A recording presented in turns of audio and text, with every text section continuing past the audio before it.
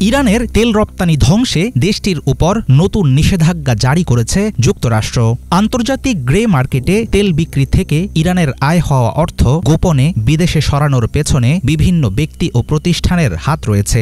এমন 1 ডজনের বেশি ব্যক্তি ও কোম্পানিকে লক্ষ্য করে নেওয়া হয়েছে সর্বশেষ এই পদক্ষেপ। মার্কিন ট্রেজারি বিভাগ স্পষ্ট জানিয়েছে, ইরানের ইসলামিক রেভলিউশনারি গার্ড ও প্রতিরক্ষা মন্ত্রণালয়ের সমরাস্ত্র কর্মসূচি চালাতে সরাসরি ব্যবহার হয়েছে পাচারকৃত অর্থ।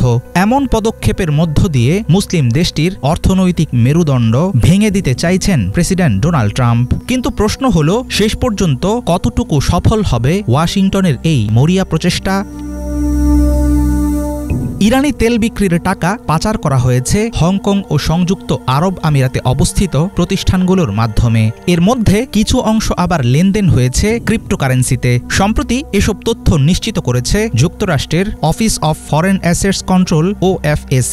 প্রতিষ্ঠানটির দাবি, আন্তর্জাতিক অর্থনৈতিক ব্যবস্থাকে ধোঁকা দেওয়ার কৌশল হিসেবে বরাবরের মতো শ্যাডো ব্যাংকিং নেটওয়ার্ক ব্যবহার করেছে ইরান। মার্কিন ট্রেজারির আর্থিক গোয়েন্দা শাখার প্রধান কড়া হুঁশিয়ারি দিয়েছেন, তেহরানের সমরাস্ত্র কার্যক্রম থামাতে দেশটির অর্থ সরবরাহের উপর বারবার আঘাত হানবে ওয়াশিংটন।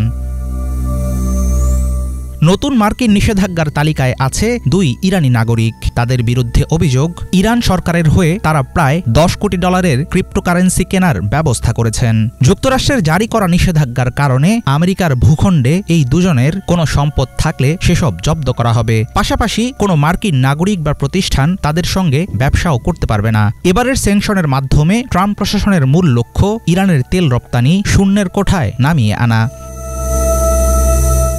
বহুদিন থেকেই যুক্তরাষ্ট্র ও তার পশ্চিমা মিত্ররা দাবি করে আসছে, তেল বিক্রি করে ইরান যত ডলার আয় করে সেগুলো ব্যবহার হয় মূলত সমরাস্ত্র সমৃদ্ধকরণ ও মধ্যপ্রাচ্যে ইরানের প্রভাব বাড়ানোর কাজে। 2019 সালে জিব্রাল্টার প্রণালীতে একটি ওয়েল ট্যাঙ্কার আটক করা হয়। যুক্তরাষ্ট্র ও ইউরোপ অভিযোগ এনেছিল, ট্যাঙ্কারটি সিরিয়ায় ইরানি সরকারের হয়ে তেল পাচার করতে যাচ্ছিল।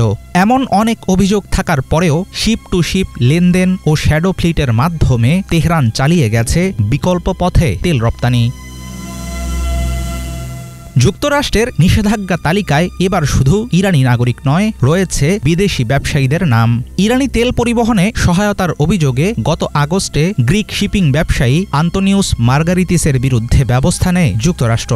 নতুন নিষেধাজ্ঞার জবাবে এখনও কোনো আনুষ্ঠানিক প্রতিক্রিয়া জানায়নি তেহরান। তবে ধারাবাহিক মার্কিন চাপ পরিষ্কার করছে, ইরানকে আন্তর্জাতিক অর্থনীতি থেকে সম্পূর্ণ বিচ্ছিন্ন করার জোর চেষ্টা করছে ওয়াশিংটন। কিন্তু যুক্তরাষ্ট্রের এমন পদক্ষেপ ইরানকে খুব একটা বিচলিত করবে না বলেই ধারণা বিশ্লেষকদের। হাফিজুল ইসলাম, বাংলা ভিশন।